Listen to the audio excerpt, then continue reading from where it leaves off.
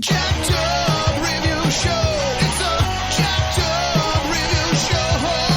Jacked Up Review Show. It's a Jacked Up Review Show.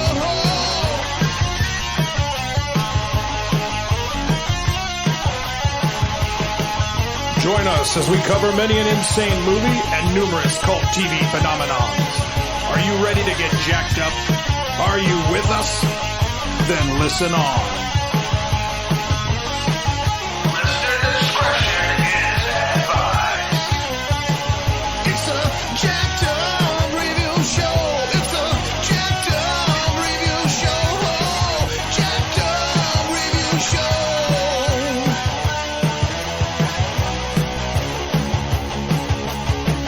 It's a Jacked Up Review Show. It's a Jacked Up Review Show. Jacked Up Review Show.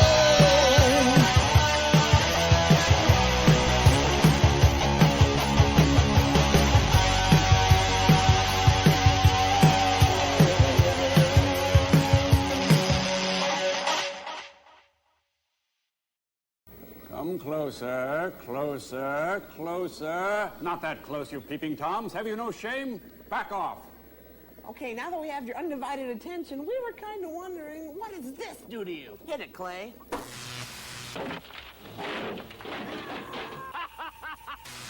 Nice data, very strong. Let's see what it did to Joel. You got a whole lot of love. Mystery Science Theater 3000. The experiment begins with the robot versus the Aztec mummy. I'm Crow T. Robot from Mystery Science Theater 3000. You are watching Comedy Central. Fight me, it's fun. Crow, no, What? I wasn't... All right, ladies and gents, here we are. Misty, Mike, Ensing, and I are reviewing all three eras of MST3k. So, known to the rest of the world as Mystery Science Theater 3000, we are reviewing all three eras. Joel, Mike, and Jonah. So, yeah, I used to call them to separate them, the Mike-isodes and the Joel-isodes. And the Jonah-isodes doesn't ring off, roll off the tongue too well. But technically, you're supposed to call them experiments instead of episodes, but it just sounds better. I was the same way when we were reviewing 24. It was like, technically, they call each season a day. So I'm like, so day 4 is really season 4, yada yada. I was like, well, just to, unfortunately, I just go back to just how you refer to every show, because I don't want to lose, just all the non-fans with the hardcore fans. I want everyone to be able to follow what I'm talking about. So this is your intro to the podcast, Mike. Not Nelson Ensing. You've done some radio work and other college projects. Grand Rapids in the late 80s to mid 90s. It was volunteer. We just did it for fun, but I've still got a lot of the tapes, so it was one of those things where you'd go in there, you're doing the show and go, I'm messing up. Then you play it, you hear the tape back and say, that sounds fine. You sound like a radio DJ. So, it was a good psychological 10 years for me there for totally. self-awareness or whatever you want to say. Absolutely. So the show ran from 1988 to 2018. So it is going to be renewed again for 2022. So a lot of stuff to look forward to. Yeah, look for my name in the credits again. I'm in season 11 on there was 2 episodes in a row where there were similar movies. I can't remember the names. Oh, it's right here. Hang on. Yeah, I think I'm in Wizards of the Lost Kingdom 1 or 2. I can't remember which one. Of course, they're alphabetical by first name, so that's when they're doing the M's. So, but anyway, I was such a fan. I was, back in the day when everyone still had VHS recorders and everything. I used to record it. Same. But now, my father and both uncles were a fan, and I still have those VHS tapes in my room. They would interview. I was watching a lot of reruns of Sci-Fi Channel, and lo and behold, they introduced me to the Comedy Central era, and Yeah. So, what's the year you first became a fan? I had seen parts of clips around circa like 97, 98, but didn't know what it was. And then I finally knew what it was by 03, 04. Well, late in season 2, when Frank had joined by then, but I was checking. It was like there was 13 episodes that season. I think I would religiously watch Letterman in those years, and especially viewer mail, because I sent him a letter and kept waiting to see if he. Well, one night after viewer mail, I switched the channel because I'd seen it prior to that for a couple seconds, and I'm going, this is stupid. What are they doing here? They're talking during the movie, I just thought it was dumb. But it was just planting the seed. It's like something's going on here. I'm not seeing. So after viewer mail that night, I switched over to it again, right in the middle of the X marks the spot short, which is really kind of cool because that was the spot where I started watching it to the end of the episode. Right That's in the a middle good of that point. short. You definitely had it to where, almost everyone was encountering it just accidentally. So Yeah, Comedy Central was kind of new then. In fact, they had just merged from the Ha channel, and there's a whole history on that. And yeah, it's still all these years been like partially owned by like HBO or something. It's like and it's so wild because it's like they were the original owner and then gave it to Viacom, which is Paramount. So it's very interesting how most people wasn't just HBO involved? HBO involved with it too? It was an HBO production. no, and just Comedy Central. They talked Okay. it was independent, and that was kind of the beauty of it. Just Oh, you're talking about the channel? Yeah. Okay. well, and just how this show was formed. It's like KTMA TV is now known as CW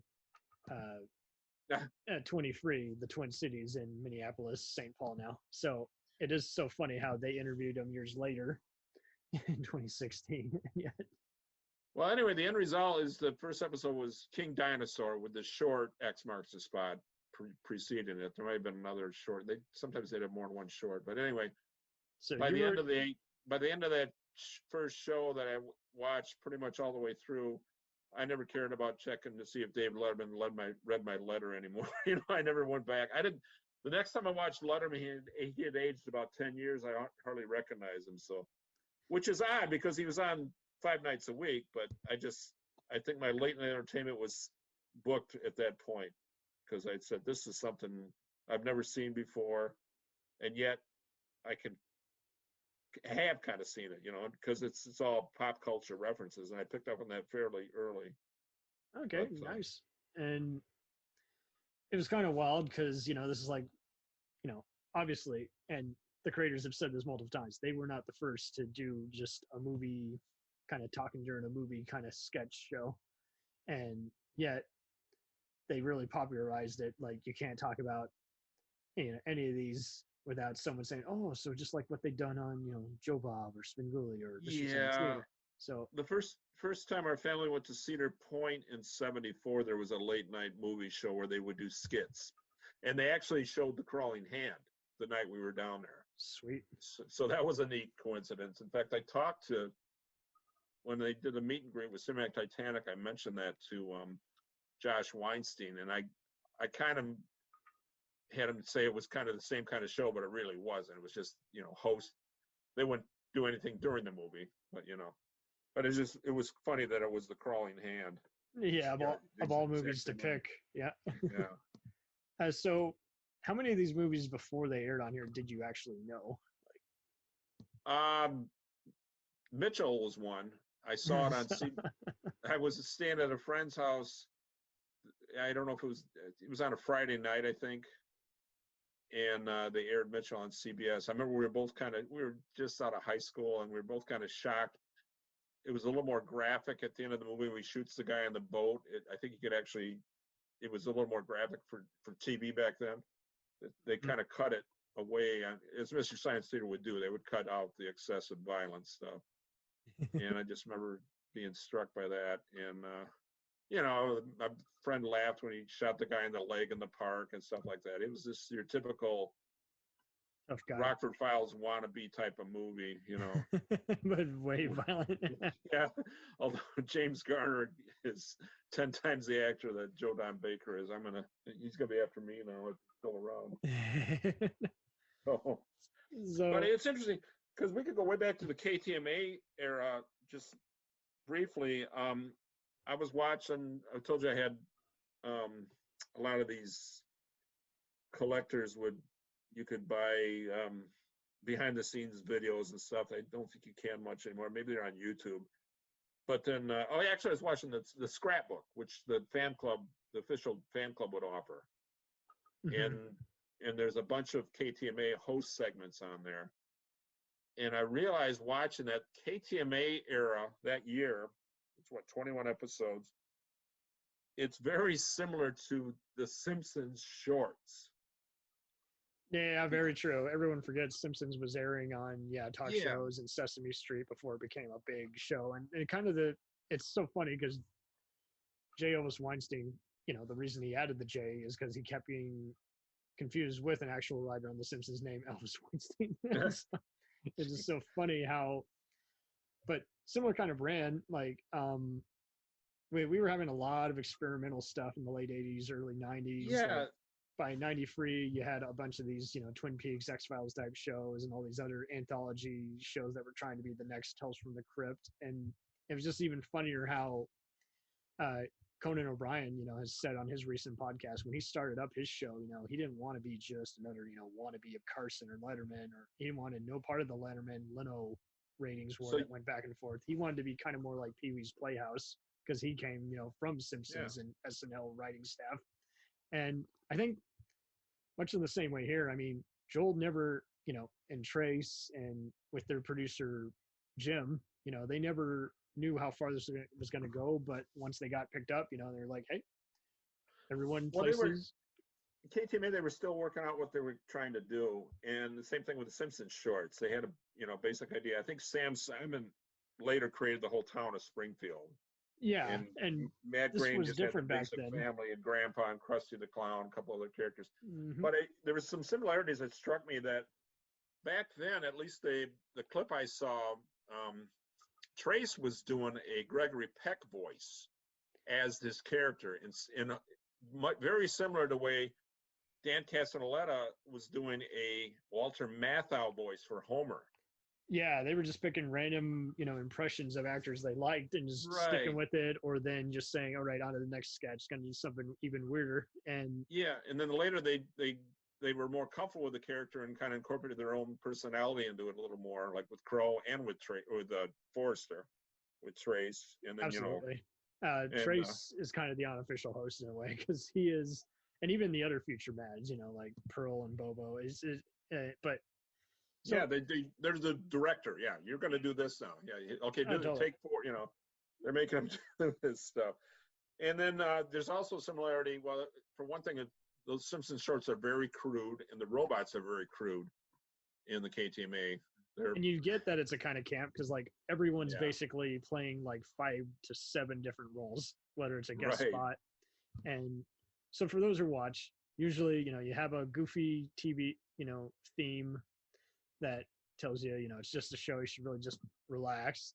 And then, you find, again, it's a janitor trapped in space with 2 robots he's created just so he can survive these awful movies. If he leaves the theater, he gets shocked or oxygen deprived by these mad scientists who really love torturing him with these cheesy movies. It's an altogether perfect comedy premise. And it is one that I have tried multiple times to explain to people, and you have to get them within the first sentence. Otherwise they tune out and say, what the fuck are you talking about? This can't be something that was good. Or, if I've never heard of it, it's like, you've heard of it or you've seen it, but you probably didn't know what it was, and I would hear people even mention it casually, but again, they didn't know what it was. Hey, Mr. Lonely. It's party Party time! Grab a date and a skimpy outfit for the intergalactic go-go party that is Mystery Science Theater 3000. Get down and do the jerk with 3 of your funniest friends, and we'll give you plenty of cheese. Now I can take my clothes off and run around. Woo! Get lucky with Mystery Science Theater 3000. Tonight at midnight here at Comedy Central, the only all-comedy network. It was years before we would just, now we have Twitch, which is basically for gamers and people can talk shit or join chats. But, this was before, the internet was taken off and the right people would see the right kind of stuff. Right. In a way, I don't think even Adult Swim would exist the same way on Cartoon Network without stuff like this, because this was just the right kind of experimentation. This would come on at 9 or 10 at night, sometimes have a marathon. So it was on Comedy Central, and then moved to Sci-Fi Channel, and then moved to Netflix, and now is going to be on its own created streaming app. You can probably watch it on Twitch. Well, we'll find out how they're going to do it. I think if you're a Kickstarter backer, you get to watch it firsthand. There was one other similarity with the KTMA seasons with the Simpsons shorts. The Simpsons shorts were about 3 minutes. Well, for each of those experiments in the KTMA, there's about 3 minutes of riffs because it was very sparse. It wasn't written. The emphasis was on the movies more than and Hodgson, the other seasons. You see in all the press kits and other stuff, all he was known for prior to this was SNL and doing an SNL appearance and guest starring on Letterman. So and some of the movies weren't all that bad. Well, it's also where the Gamera obsession with Joel started. There's 5 Gamera episodes, and of course they redid them later again, and there's one more coming out in season 13. So, but City on Fire, SST Death Flight, they're kind of classic 70s TV disaster movies. They're not all that bad. All right, so let's backtrack. So this began, again, on the local KTMA, and this was referred to as Season 0. We are introduced to Joel Hodgson as Joel Robinson, which is a wink to Lost in Space. The comedian, he prefers to be called a comedian because he doesn't really consider himself an actor, but he said he was inspired by a Silent Running and Lost in Space, and he has the talking gumball machine that is Tom Servo and the robotic chicken, no coincidence, Pro-T robot. He has sent movies by the mad scientist, Dr. Clayton Forrester, and his henchman, Dr. Earhart. Yes, like you say, this was basically the test run. It's don't be confused with the IMDb listing, which lists it, by actual numbers. It's technically Season 0 because it wasn't official yet. Yeah, Joel has said they're not canon. They're like dress rehearsals. Yeah. Right. It's like the SNL. I mean, 21 times, but they're figuring it out. There are a bunch of these movies though, like you say, that you're surprised they never got them back again, because they're just like so. You can find any of them now uncut on some of those like Mill Creek, Anchor Bay, 10 movie packs, and it's just so hysterical because you're like, I don't really want to watch them uncut, but I'm glad there's a copy of it out there for those who do. Yeah. I'm surprised some of them they didn't do again, but they did basically all the Gamera stuff then and there, and it was interesting because like you say, the Superdome and the other movies that would have been TV films for old school ABC, NBC back in the day were good picks in terms of just kind of and it's also about the time those types of movies were starting to show their age, as everything does. Not everything. Yeah, and all kinds of actors who, at the beginning of their career, so of course they're in it. Yeah, Billy Crystal's in the SST Death Flight, I think he's in that one. I'm gonna have to go through KTMA era again, but I do recall it being, you got to be in the right kind of mood, and it is kind of like you say, a rough draft, but it's still very impressive for a show which, again, was just on a local antenna channel back in the day. Yeah, it's like there's certain, if you're a Bob Dylan fan, there's certain albums you don't want to listen to a lot, but you dig them out. It's that kind of thing. It really is. Well, I'm not trying to compare the two, but you know what I mean. Yep. I think my favorite was probably The Last Chase. They've only done one other movie with Lee Majors. I grew up with a $6 Million Man. So that they did a it was bunch kind of a fun movie. It was a road trip type of movie. There was futuristic. that. I think there was one called Star Princess, which was basically a lot of compilation episodes. Cosmic Princess. That's the one. Yeah. It was like from Space 1999 of all movies. And is that what that was? I guess it was.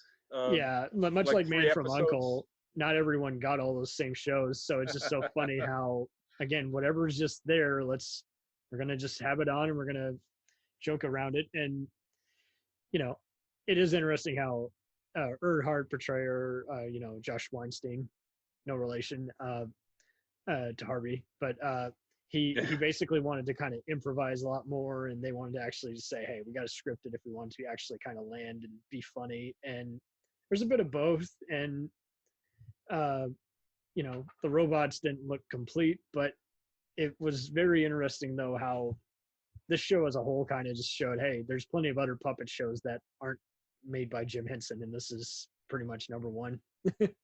Yeah, and it was Minneapolis aired it, right? Yep. And I got to think like Joel says, the right people will get it. Isn't really being smug.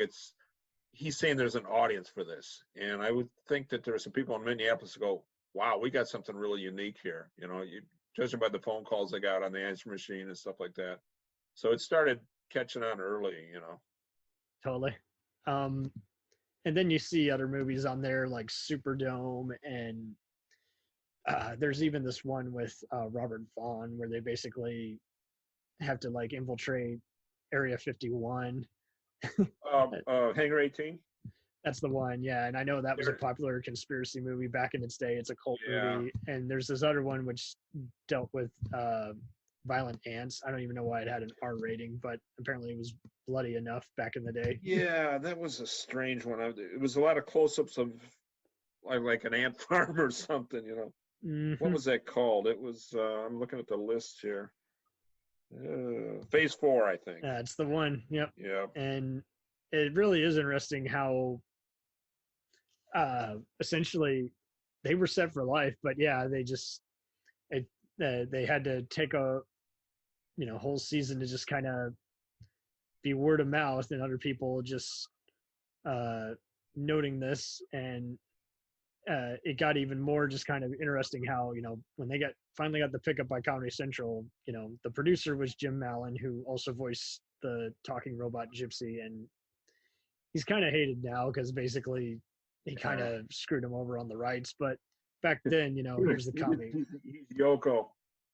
Yeah, Yoko on the show. But it is interesting how he was able to pick someone's brain, and someone at Comedy Central said, "Sure, why not?" And we'll give you extra budget for extra, But he got the show on the air, so you got to give him some credit, I'm gonna give him credit there, and he's a big part of that.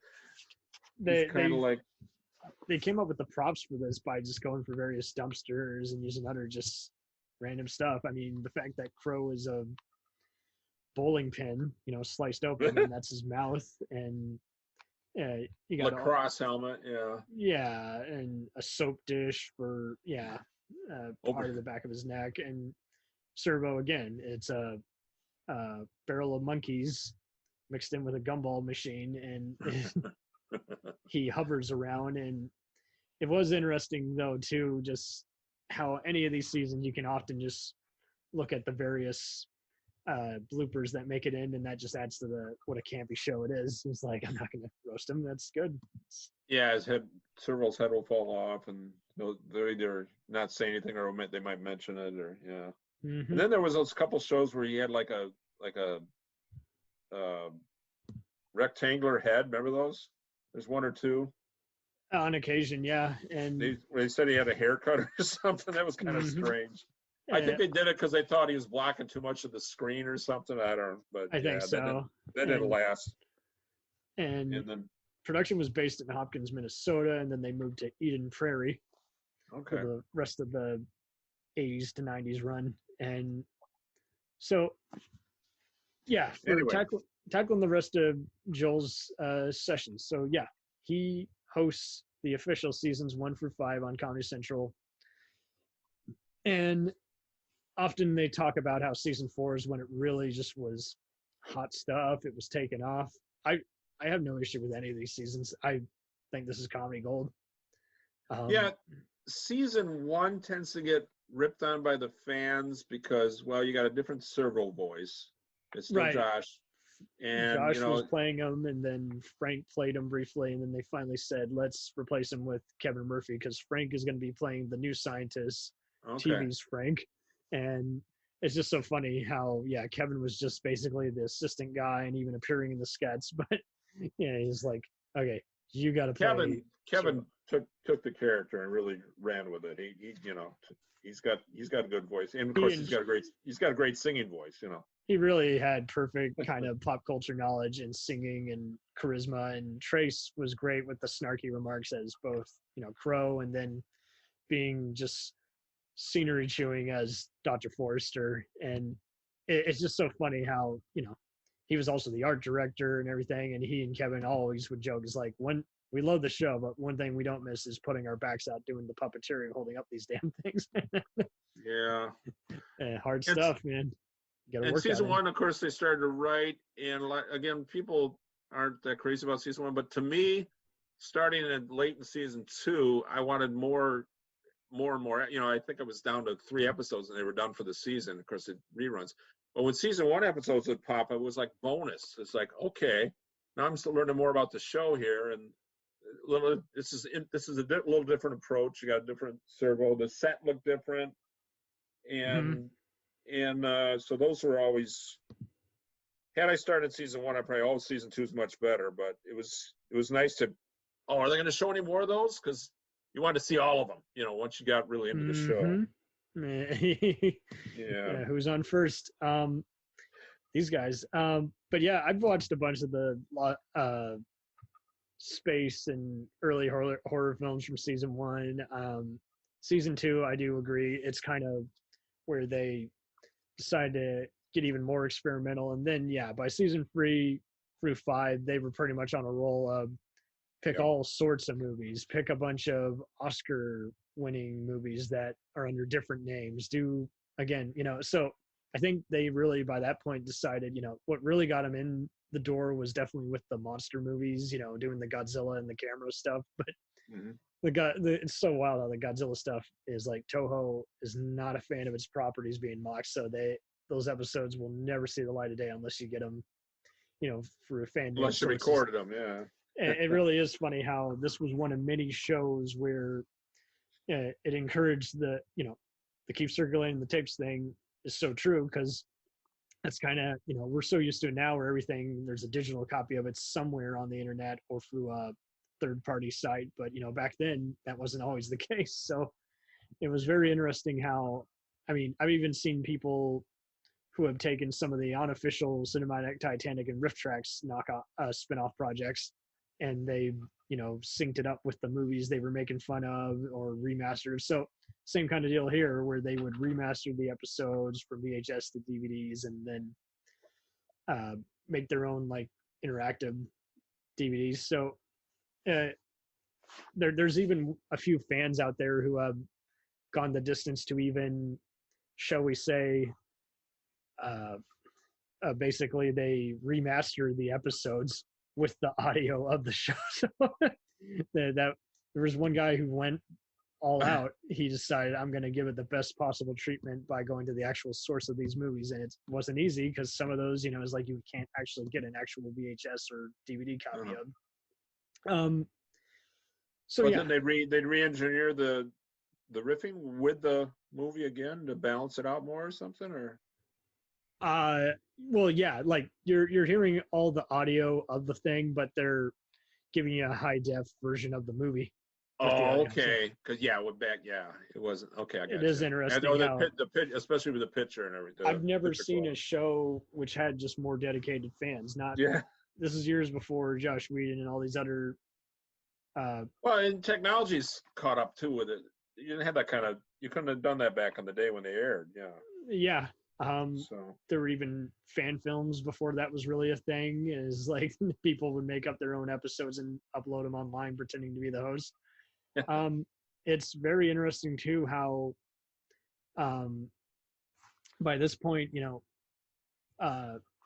in these seasons, in these first 5 seasons, Servo is kind of just instantly just telling movies they must end, and yeah, Joel is making a lot of obscure references to hot TV shows at that time, and Trace is doing a lot of as Crow is doing a lot of voiceovers of pop culture characters. And it's okay if some stuff flies over everyone's head, because half the time they forget the jokes, and other times there's just some jokes that are it was funny back then, and you might laugh because it is well done and delivered, but you don't necessarily know what they're referencing. But I think most of us have just really just embraced these kinds of shows, because it's like there just was something about you're watching a bunch of movies with a bunch of hecklers, but they're also they're funny.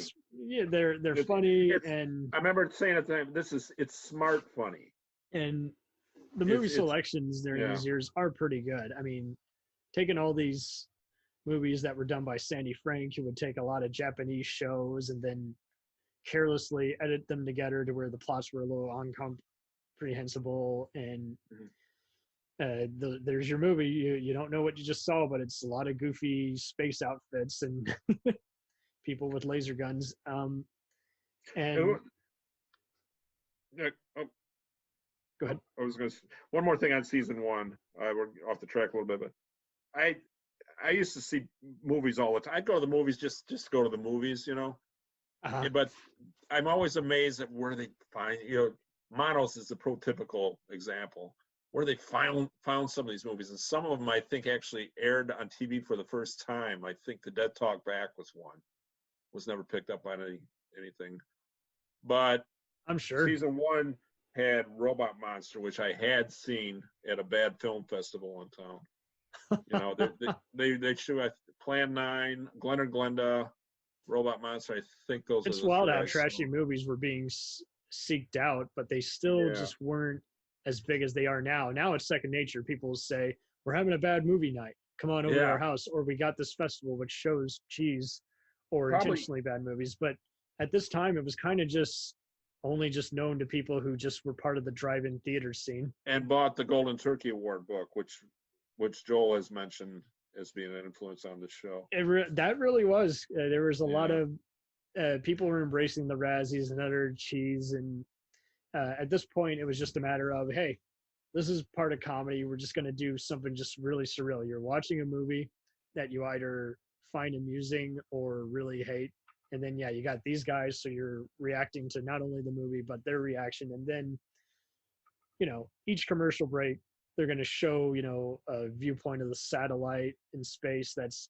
getting all these transmissions, or the mad scientist facility that's sent them. And then you're going to have a segment where they take a break from the movie and they're talking about what they've just watched. And often it's a bunch of recurring gags like, hey, this character who walks funny, or this movie that keeps having these kinds of elements of it. And or we don't have a slow the plot down was another recurring one they did. Or like you. Yeah, the robots have questions with Joel about why did this happen? What's going on here with this? And he'd have to explain things like this. The famous 60s chess set, that kind of stuff. You definitely get a gist of what would you talk about if you were trapped in space and had nothing to talk about except bullshit. So it's like they come up with their own games and other stuff, and they get a little loopy.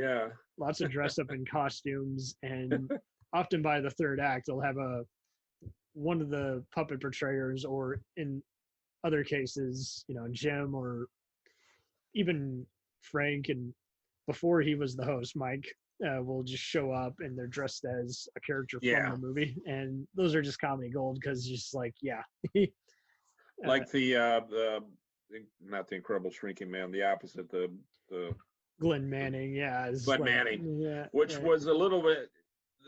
It never works if you're doing a comedy skit. Don't be chewing on an apple. It always annoys me.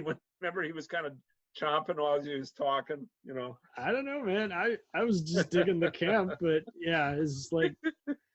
But Oh, didn't yeah, he like almost pass out in the middle, like the overacting in the movie? Glenn I Manning think character? so. Yeah. Yeah. So they that's the other thing too, is like the reason they're on point is because again they've watched this shit fest multiple times, and you Yep. see in one of the special making of specials years later how they would again, you know, they'd have someone dictating what they were saying during each session, and they're just laughing about it together. So during this time though, it won a Peabody Award in 1993. So Yeah.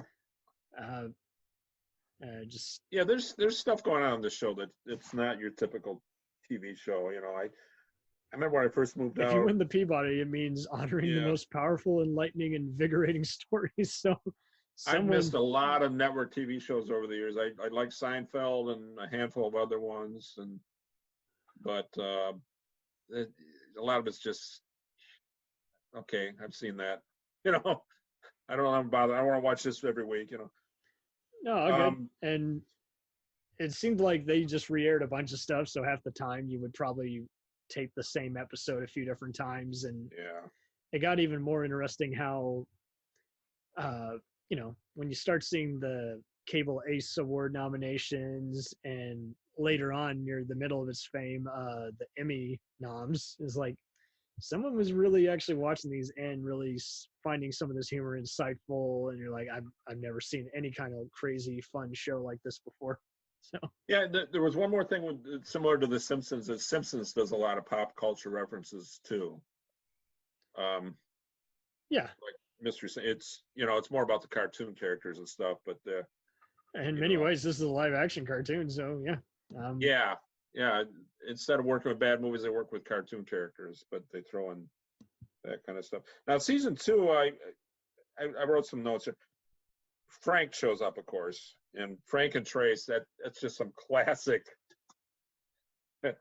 It's Three Stooges, but more clever, you know. Yeah, they really had a great Laurel and Hardy persona. Frank would make Yeah. me laugh almost as much as the bots, just because it's like he essentially is just going around and just, you know, in many ways he could easily escape, just like, you know, Joel could if he really wanted to, but he just doesn't. In this case, he doesn't have the smarts, and he wants to matter, and you know, he wants to do all kinds of things, and he's basically an experiment in and of itself. He's a dog on a leash, and you know. I like how the first time you see him, he's basically taking your order at the drive-through window, you know. Yeah. Forrester is always using him as a punching bag, and I guess he did actually work at Arby's, Frank Conniff, so I think so. Yeah, he got did. fired. Yeah, all these guys were from the stand-up scene, and Yeah. and you know, Kevin, who played Servo, had just been helping behind the scenes at this, you know, TV and broadcasting, and would often do a bunch of skits playing a fake reporter. That's right. So it That's was right. really Kevin also shows up in that season too. That's right. yeah. Voice. Yeah. And Okay. and many ways they, you know, they took all kinds of people who just were doing cheap makeup and video, and at times it almost feels like they're filming it on videotape. I don't think they were, but it's still pretty interesting how it all just clicks together. And like you say, like during this whole era, they would start the show off on Joel's era by having, you know, invention exchanges, and I gotta say that was really the heart of the show for me. Is like before you get this punching bag of a show that has you, you know, forced to watch a movie with them, you're gonna at least have their own storyline of its own. It's not relying on just the stock footage, on just the pre-existing movie they're gonna watch. You're also in the comedy that ensues of them talking or reacting to the movie. You're also got this whole predicament where, hey, you know, each week we're going to come up with some random gadget that might be helpful or might be even cool in some ways, or might be absolutely useless, but it's the unhappy meal. Yeah, it's basically our homework. We got to come up with something. And so there's a lot of little story arcs going on too. And they were just so witty, just what they came up with, and sometimes even inspired by random pop culture stuff. And that always made up for it, because half the time the Mads would actually cheat or just take their idea and just say, I have the better one. You know? A little Gilligan's Island where somebody would show up at the ship but then leave and they never see him again. You know, they never got rescued. Just to show there's some kind of outside life. So season 2 was the first, after I watched King Dinosaur, of course I tuned in religiously after that. So the first full episode I saw was first Spaceship on Venus. Nice. Which it's it's got a weird tint to it. It was dubbed too. It's a strange little movie, but then there's some good movies in season 2. Wild Rebels, Side Hackers is one of my favorites. Oh, and almost all these movies, if they had a bigger budget, they could be so much more. And at the same time, some of them are halfway watchable. Like Operation Kid Brother is a fun James Bond knockoff that could be better if the plot were a little more coherent. I Accuse My Parents is a fun gangster movie if you get past the propaganda that parents aren't, are harsh on their kids and, kids are going to grow up to be criminals. It's like there's so many of them that are halfway there, but just not completely. I love that riff where in I Accuse My Parents where the police show up and it looks like the kid shot somebody and Joel yells out, I accuse my parents. Right. Incorporate, that's one of his favorite episodes too.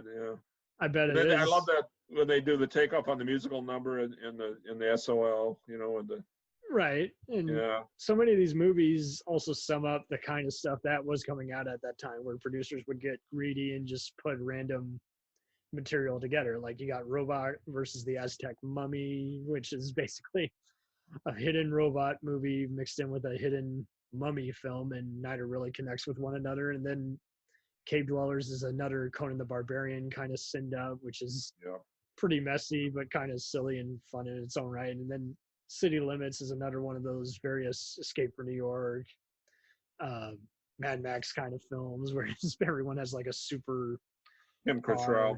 Yeah, and they're running away from evil corporations and they're teenagers, so we have to buy into the fact that they can somehow kick a lot of ass even though they're just kids. And there was a lot of biker movies. Lots of biker movies. In season 2, especially Wild Rebels, Side Hackers, and Hellcats. Hellcats, and that's where they pretty much got pickier. There's like most of these are going to have a rape or some choice nudity or language, so we can't show this all on TV. And it is funny how they would have to, which they probably prepackaged that way to begin with. Most of them definitely were, especially Mitchell and later Mike stuff. You could tell that they just had a TV edit of it and they just had to do with it what they could. But sometimes they had to do a little extra editing because sometimes, it was just being shown in after hours and no one was really complaining. But Pod People is also interesting because it does get pretty violent near the end. It's what starts off as an ET clone, later becomes kind of an extra, alien type movie. It's like, jeez, talk about a bunch of a confusing. That was a really strange European attempt at ET, I think. Mm-hmm. And I'm assuming it was post ET. It probably was. It was. Yeah, that's what the producers reported as saying they wanted to cash in on ET and Alien. And of course, they always have a lot of these movies. There's always a band, and that was one of the worst. Flying over trout. Remember?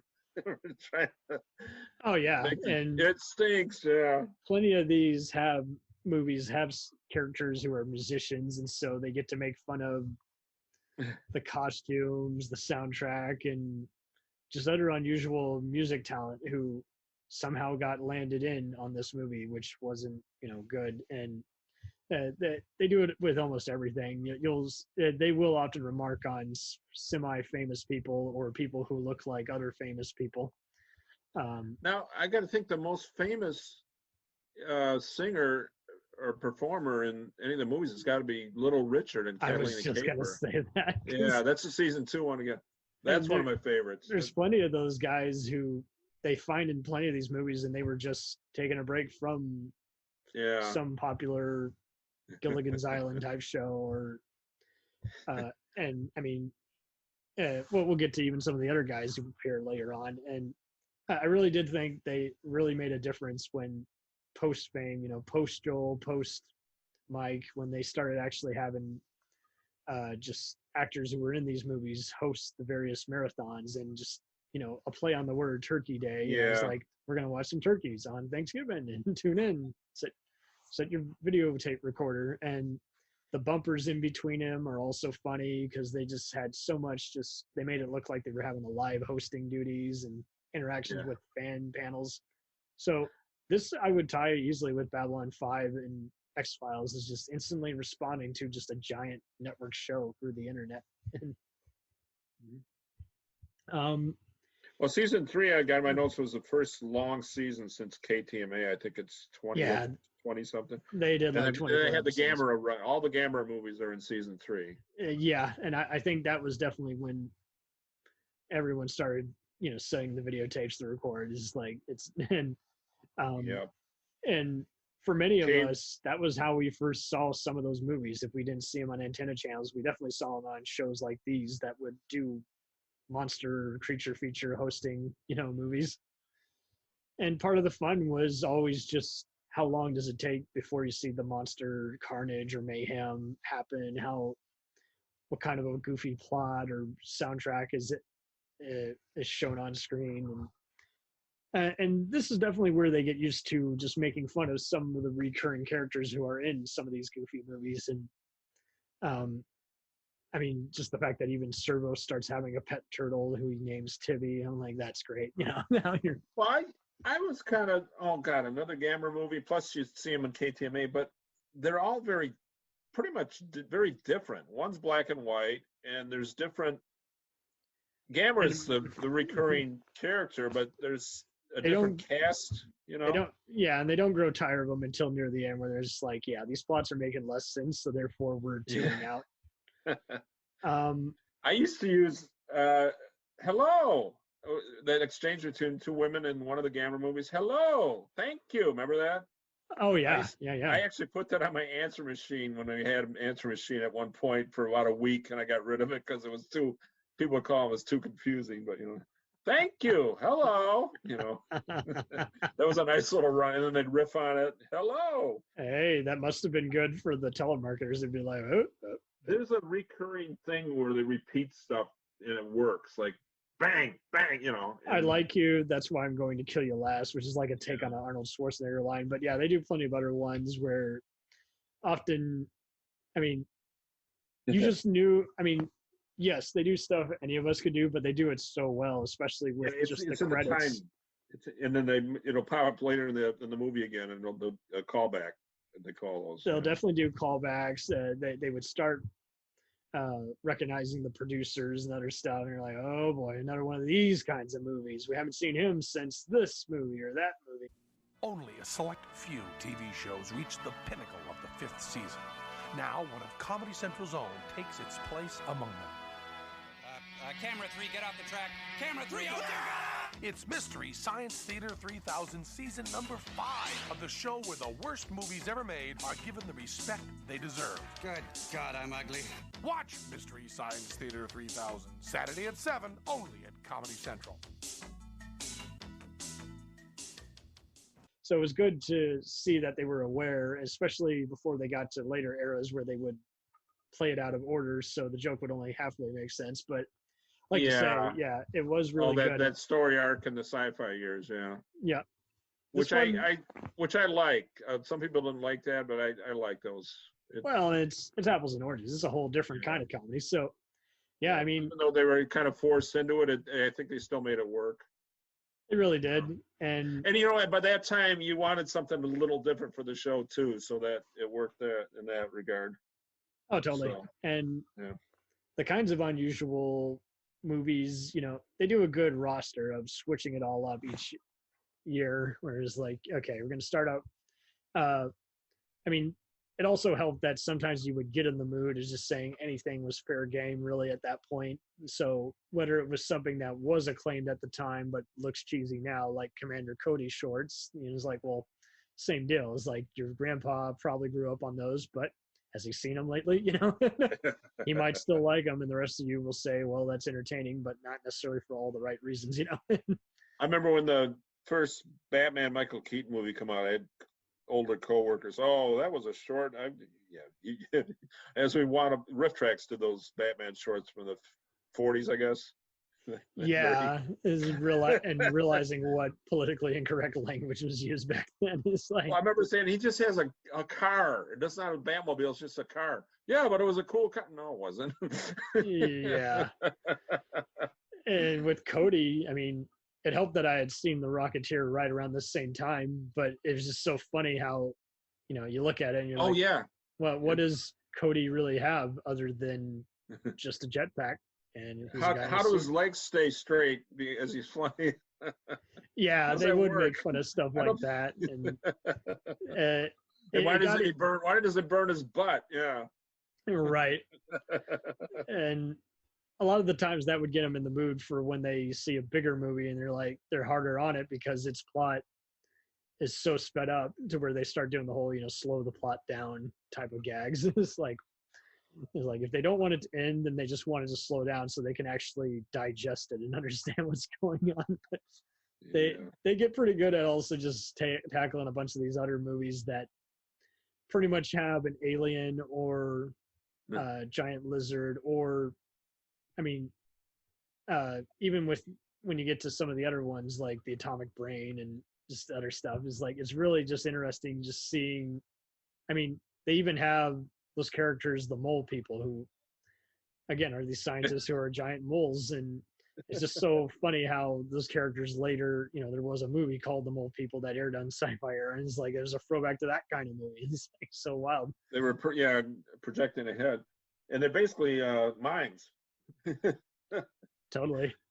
I just wrote a couple notes for each season. Marooned, I like Marooned. A lot of people, was it the famous thing where Dennis Miller said they did a good movie? No, the point was it's been airing a lot more frequently on some movie channels nowadays, and it's like you say, it's just a slow moving movie, so it's like the astronauts trapped in space, which is a perfect movie for them to riff on because that's what they are, Yeah, I think Trace said if he had to look at it now, he probably wouldn't riff it then, but he's like, again, he said it many a times, he does not have any doubts or regrets about riffing anything. He's like, well, it's what we're doing, so we're going to do it. There's something goofy about it, so let's tackle it. And what half the fun is, okay, you try, I've tried this before. Okay, I'm just see if I can not laugh at something. It doesn't take long, I'm laughing again, It really doesn't. It's like you're trapped. It's like you're sent to your room and you're trying to entertain yourself. Whatever you got to do. If when you're a kid, they'd send you to a room, but I always find something fun to do up there, And it helped that they were also just kind of bringing awareness of all these kinds of movies, what we've all kind of thought to ourselves when we'd go to a video store or even a library to check something just casual out for family movie night, and half the time come back just, oh, wow, what the hell was that? I get to pick the next movie. And so we always would kind of talk to during a movie here and there, but it, you'd have to, press the pause button and say, okay, stop, you got to pay attention, I like the drunk DJ character in the giant Gila monster. He was like, oh, he's a DJ. He was basically a drunk, and didn't he crash his car or something? They helped him out and then he winds up, hey kid, he's this whole gang of teenagers, and he's like, it's like this cult guy just telling them what to do at the party. And so here's a record we're going to hear now. And, remember that? Yeah, totally. And then that whole thing with Gila Monster and plenty of those other ones were just Swamp Creatures are just perfect examples of movies where, anyone can make a movie back then, as long as they got it distributed back in the day. And so you do definitely see a mixture of movies that are basically the 50s versions of people experimenting with their uncle's video camera. Yeah. And then that whole bit when he's singing the song to the little crippled girl, that was so excruciatingly bad. Oh, so bad. And so they do plenty of other stuff, like again, Rocket Ship, XM, and and I was fascinated by Evil Crow in the Fire Maidens of Outer Space. It was actually suspenseful. They did a good job. You kept seeing him sneaking into the theater. Yeah. by season 3 through 5, they got way more comfortable at having interruptions by Gypsy and other characters that continue all throughout the rest of the show. But and it wound up being a takeoff on Aliens. Get away from here, you bitch! Remember? That was a lot of fun, and there was always like some, I think, how many times has Servo blown up his head by accident, or Crow fought someone evil? And this is before they did all the various, later years where they would make fun of Star Trek and Planet of the Apes and Twilight Zone even. But here, I mean, they were just on fire because, I mean, they did all sorts of, it was just so fun seeing, kind of like Pee-wee's Playhouse, where they would just talk to the newsletter and the fan mail. And I never watched Pee-wee's Playhouse, but he did the fan letters too. Similar stuff, and definitely different specials. But I mean, for the most part, it was just cool just seeing a character with puppets, talk to the camera. And it helped that they would actually, it was so fun how they would joke which famous people are actually fans of this show, and some you can confirm, others it's just them joking around. But it was I definitely got an Animaniacs vibe from it after a while, just seeing these guys just all be playful. And I really also dig, by the time they get to the final 5th season of Joel's era, it's great to see them take on just even more bizarre sword and sorcery or sandal stuff like the Hercules movies, and just even more just bizarre horror, sci-fi and space type stuff. That they got away from it, because like first few seasons they couldn't help themselves. If they weren't doing Commander Cody, they were often just having like a clip from like a PSA or General Hospital or just some other kind of weird obscure thing that you might have understood better if you saw it back in the day. But I love how they got away from that after a while and just said, let's just go with a pretentious, educational short or a cartoon short. The shorts. We haven't really talked about the shorts. So that's a big part of the show too. Some of those are amazing.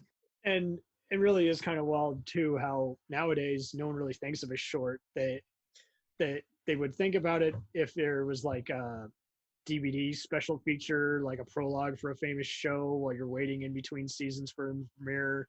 There was often a Pixar short shown before the main feature. But everyone kind of grew out of the whole, show a Warner Brothers cartoon before the main coming attraction, or just something else by the same company, or even a double feature.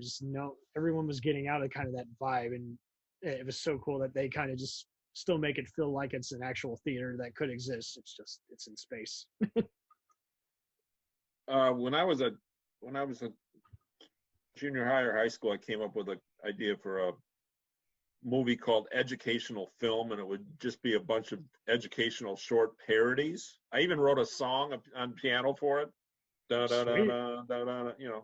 I'm not gonna play it, and I never, never came to fruition. But so watching those educational, somebody did finally make fun of educational shorts. I think SCTV used to do a little bit of that too. And good callback, because I would watch the show, and they would show the Comedy Central around the same time would actually be showing reruns of SCTV. Oh yeah, they were on there. And so it was just so funny. I'd see that in between. Preteen World, that was kind of close to an educational short thing. Mm-hmm. And I do feel like this has inspired all kinds of comedy in some way, shape, or another. I definitely have seen lots of Easter eggs for video games that incorporate something that's like, it's definitely would exist on this kind of a zany show. I think Red Dwarf owes a lot to this also, I've heard of Red Dwarf too. I've never seen that one. I got to catch up on some of these. It's pretty historical, but same kind of campy thing where it was just a parody of Star Trek and Doctor Who kind of, and it was made in Britain. And speaking of Star Trek, the 5th season, I'm not going back, Jim, which isn't in the episode, or isn't in that Star Trek episode. That line is never said, but it works. You feel like it should have been in that episode. Wait. You're talking original Star Trek? No, they did one of the season 5 episodes. I gotta find it. A riff. Okay, yeah. Where Crow was hanging upside down, and they didn't want to leave the planet, or Spock didn't want to leave the planet. I can't remember what the Star Trek episode was. Oh yeah, that was a great episode, and But they do learned plenty of- later that line was never said in the episode. But now it feels like it's in there. And it works for that episode. I'm not going back, Jim. They definitely were huge movie fans. And I mean, seeing around this time just the ongoing skit where, Mike is either playing a janitor or some random pizza guy. At this point, he was just playing Torgo from the Manos movie, and who later becomes Torgo the White, who takes Frank to second Banana Heaven in later seasons. But at that time, it was cool just seeing him play the host of Biography. Oh, yeah. I can't remember the guy's The name. guy's name was Jack Perkins, yeah. Jack the TV Perkins. And he host. also would be the host of the Mystery Science Theater Hour. Yes. Yep.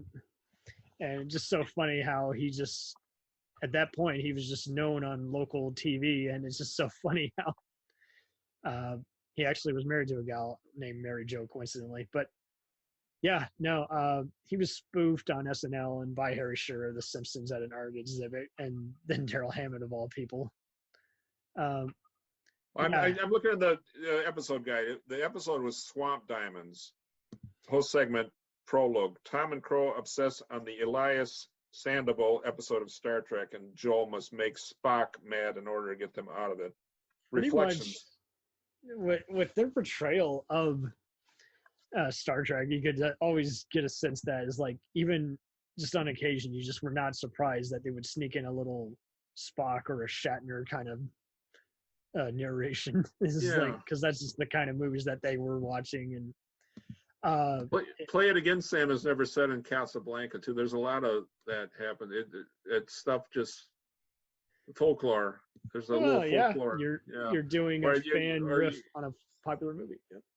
Or you claim you saw the guy die on the Dick Cavett show when it was never aired. But people said they saw it, probably because they heard about it, It's funny. That actually did happen, but they never aired it. Somebody died in the middle of the show. Oh, there you go. Yeah, so stuff that doesn't exist, but it might as well have because it's such folklore. So, and I've had arguments with people that say they were at the last game at Tiger Stadium I was at, and you were there the day before, man. But you can't. If you think of you're not gonna argue, Right. Oh God. So I feel like this is kind of a wrap for Joel's era. You have any closing thoughts on this section before we move on to the next era? Just quick notes. Warrior of the Lost World. That Paper J Sky phones it in, which makes David worthless. Oh, he's and that robot was as annoying as hell. Right. Tweaky or whatever. And then also, I love the there's a great musical skit in Secret Agent Super Dragon when Crow's That's playing what I the like trumpet. too. Is this earlier 5 seasons? They also, what I thought was really underrated for a lot of the show, and it still had it throughout Comedy Central and on occasion on Sci-Fi, but not as much. They kind of went back to just the monster movies and weird paranoia thrillers, but and detective movies. But I always dug the spy movies because sometimes they were incomprehensible and other times they're just fun, but they're just goofy clothing and not much of a plot. But they would always just joke about how there's so much creeping around and being sneaky. When are we going to see a plot reveal? Yeah, I know. So some of what could work as a James Bond movie, and others that would probably just absolutely fail. That would just, everyone would walk out because they're just bored. Yep. Now, when Mike took over, I was. Hold up. That's the segue. Remember, we're dividing these. So. Oh, okay. I mean, unless you want to. Oh, okay. What do you want me to just finish talking about the Joel years, or? Yes. Yeah. Okay. Sorry, you got to edit now. Okay. So, closing thoughts. Those were pretty much it. I had several people over to watch the last Joel episode, and I don't think most of them got the show.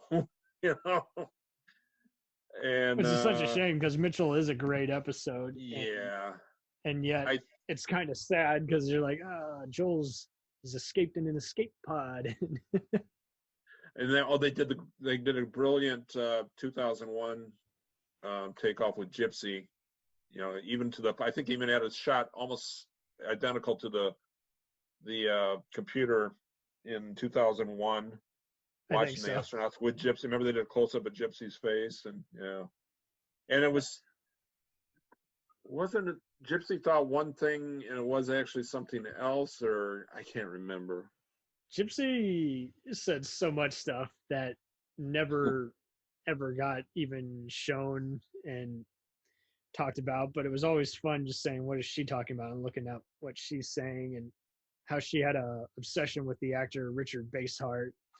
And and it was like, I'm surprised, given how he starred in anything, how none of his movies appeared on here yet, not even riff tracks. But yeah, I mean, they've done all kinds of TV shows at that point, like Master Ninja and Fu Manchu and I had a post a still on the Mystery Science Theater page, Deep 13 House of Mystery Science Theater on Facebook, of credits for a Columbo episode, because Richard Basehart was in it. The one where he goes to London.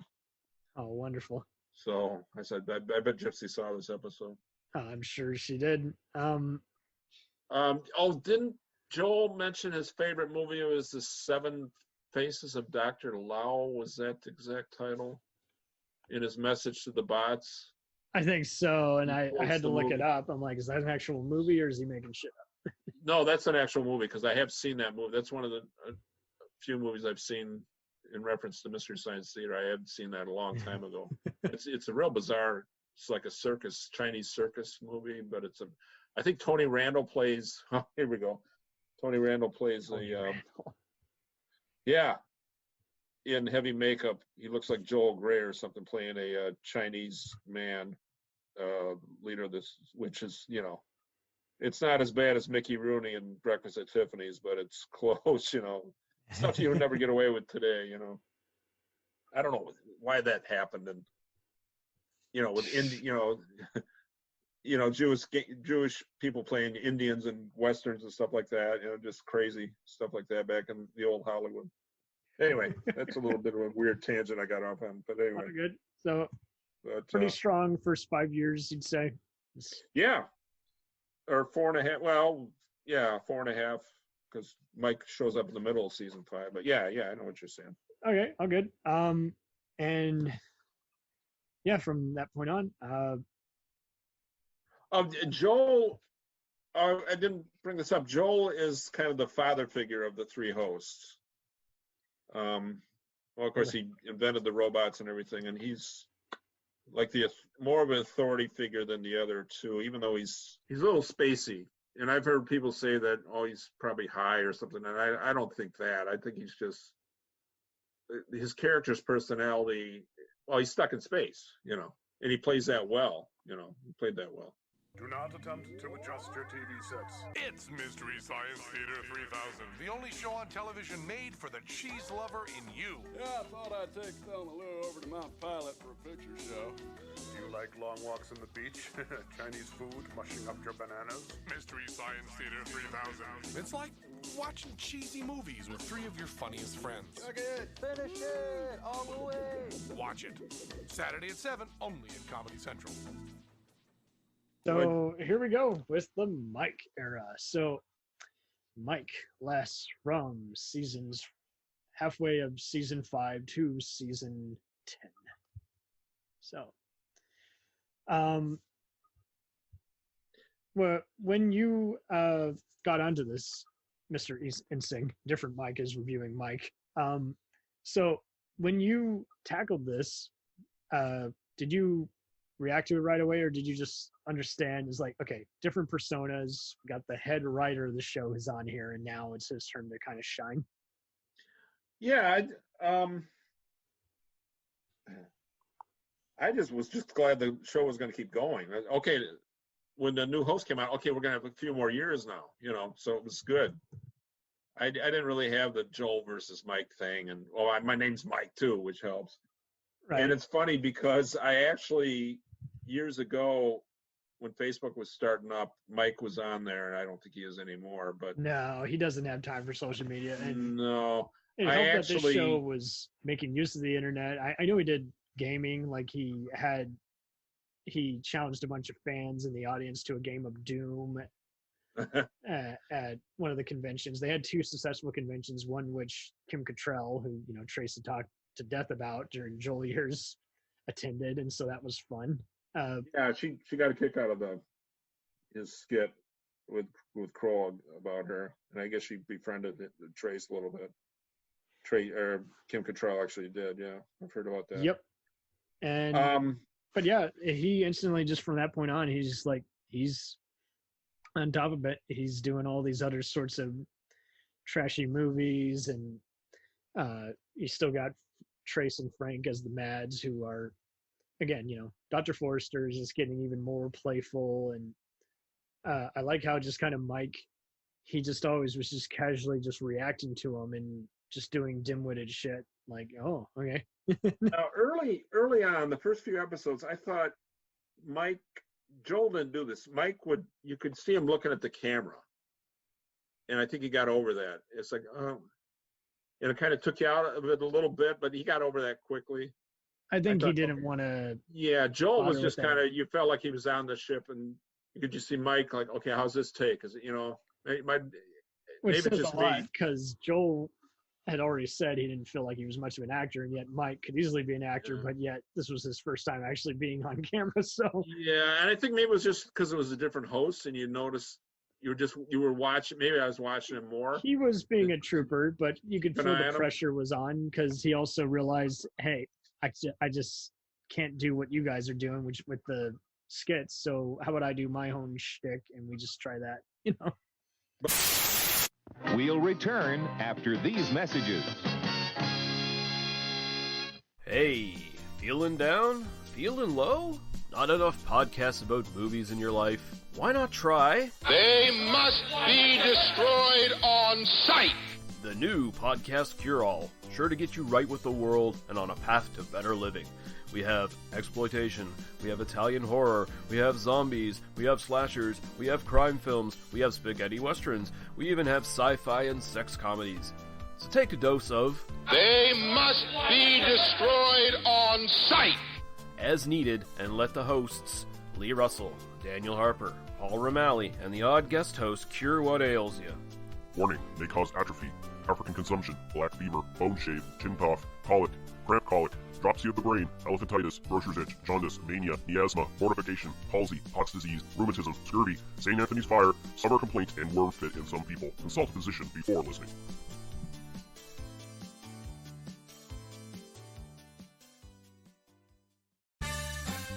Did you ever see a film at such a young age it left you traumatized with cinematic wounds? Necrophilia. It's a dead issue, man. Don't push it. Cinema Psyops is a weekly podcast documenting an ongoing experiment on the mind of an unwilling test subject. No one should have to watch this movie. Oh, no one should have to watch this? No one should have to watch this movie. Surprisingly, it's not a topic that a lot of people really want to tackle. I'm shocked, prudes. I know, really. Right? It's the next sexual frontier that no one wants to explore. I am, in the most sincerest of senses, disappointed in you. It takes a powerful goddess like Connie, jam her arm down the monster's throat and kill it. Oh, I'm still tripping out over that. Even as a kid, I was like, I gotta find a girl like that. Every week, I get a new look of disappointment that I never thought I could get out of it. Unimaginable. At 12 years old, you should not be watching this movie. Obviously. At 13, you should not be. 14, you shouldn't be. I'm not entirely sure even 17-year-olds should be watching this. Just because you're offended by something doesn't mean that you have the right to demand that it doesn't exist. Watching this film again, I had all of this like little nerd glee with everything that kept little popping history up. doll popping up absolutely. at you. So I totally loved this film. Hey, I know why you couldn't see that. It's because your brain's warped from watching this shit at 12 years old. Yeah, this is a rough movie. I told you ahead of time when we were getting ready to do it that it was. How be a did you rough watch one. this shit at 12? Because physical wounds heal, cinematic ones don't. Listen to Cinema Psyops. Hey everybody, I'm Corey. And I'm Zach. And we're the hosts of Podcasting After Dark, a cast dedicated to late-night horror and sci-fi of the 80s and 90s, often found on HBO and Cinemax. You know, the movies your parents didn't want you watching as a kid. You can find us every other week on Apple Podcasts, Spotify, Podbean, and Stitcher. This is what you want. This is what you get. It's time, let's check our queue, baby. Pair it with a couple brews, baby. We love good movies. We love the bad ones too. So we watch them all and pass their lessons on to you. Oh yeah.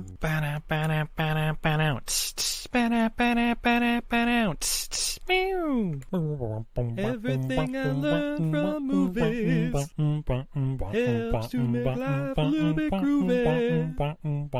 Whether one last plot holes or gratuitous movies, it's time to get busy with your friend Steve and Izzy at eilfm.podbean.com. We now continue with our program.